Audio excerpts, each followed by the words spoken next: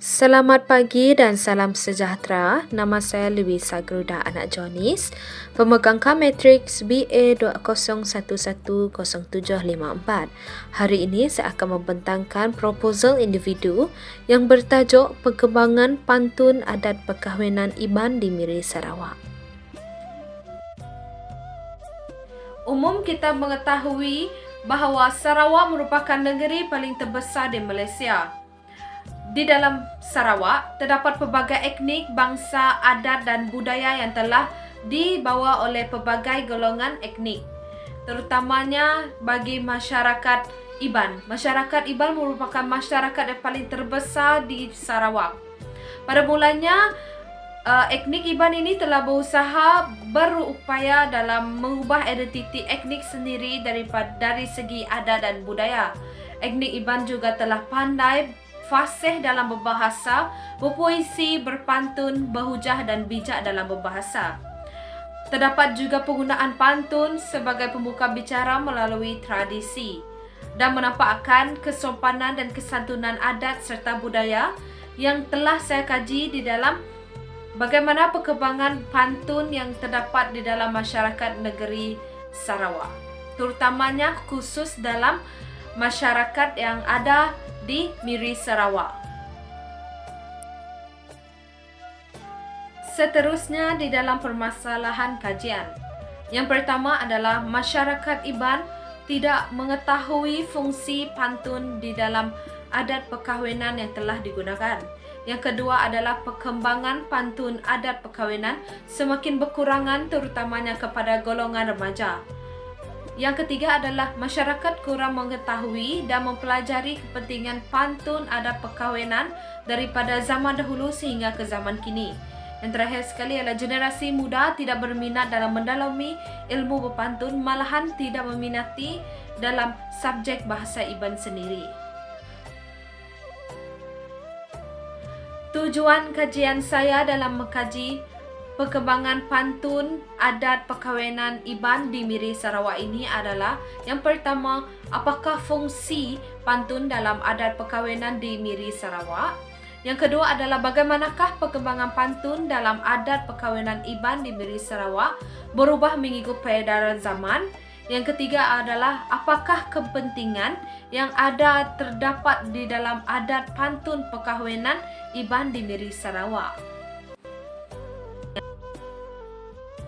Seterusnya adalah di dalam objek kajian.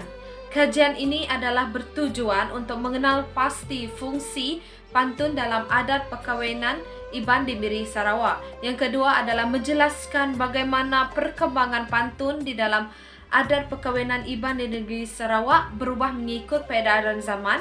Yang ketiga adalah menganalisis kepentingan yang ada terdapat di dalam adat perkahwinan pantun Iban di Miri Sarawak. Di dalam metodologi dan kaedah kajian, terdapat kaedah kualitatif, iaitu kajian ini merupakan satu kajian penyelidikan di mana fokus kepada pengumpulan data. Ia lebih menggunakan kaedah bersemuka dengan subjek kajian dan pendekatan untuk lebih difahami. Seterusnya, senang untuk mengutip sesuatu data, terutamanya ketika menghurai dan menginterpretasikan sesuatu subjek. Di dalam ini saya juga telah menggunakan kaedah temu buah dan kaedah soal selidik. Lokasi kajian yang telah saya pilih hanya berfokuskan kepada etnik Iban yang terdapat di Miri Sarawak. Dan saya hanya berfokuskan kepada beberapa golongan sahaja, terutamanya kepada golongan tua dan golongan masyarakat muda. Sorotan literatur juga penting di dalam sebuah kajian.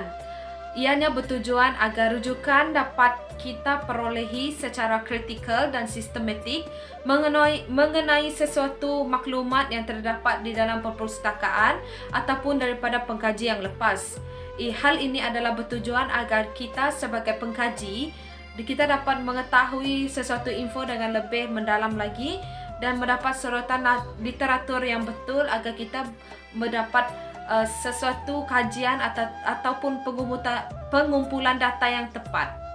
Sebagai contohnya, Chameleon Osop dan Norjita Taisin pada tahun 2019 telah merujuk dan menyatakan bahawa puisi tradisional seperti dindingan dan pantun berupaya untuk memberi impak terhadap golongan muda. Di dalam ini, mereka telah menyalahkan bahawa kepentingan berpantun dalam masyarakat Iban ini mempunyai keunikan yang sendiri kerana bahasa penggunaannya yang begitu unik. Seterusnya adalah kepentingan kajian. Kepentingan kajian ini penting agar kita mengetahui dan mendalami kepentingan pantun yang ada di dalam adat perkahwinan etnik Iban di Miri Sarawak. Seterusnya menerangkan kepada kita bagaimana dan panduan dalam menyelesaikan masalah, hendak mengembangkan pantun terutamanya bagi golongan remaja pada masa kini. Ia juga dapat membantu masyarakat Iban dalam penguasaan kemahiran berpantun tanpa mengira usia. Yang terakhir sekali adalah dapat menjadikannya sebagai satu pembelajaran dan pengajaran dalam ilmu berpantun terhadap masyarakat pada masa kini. Limitasi kajian yang telah saya fokuskan di dalam kajian saya ini hanya tertumpu kepada golongan yang berumur 50-an sehingga ke 70-an, iaitu golongan tua. Yang kedua adalah terhadap lingkungan 20-an sehingga 30-an, iaitu golongan remaja.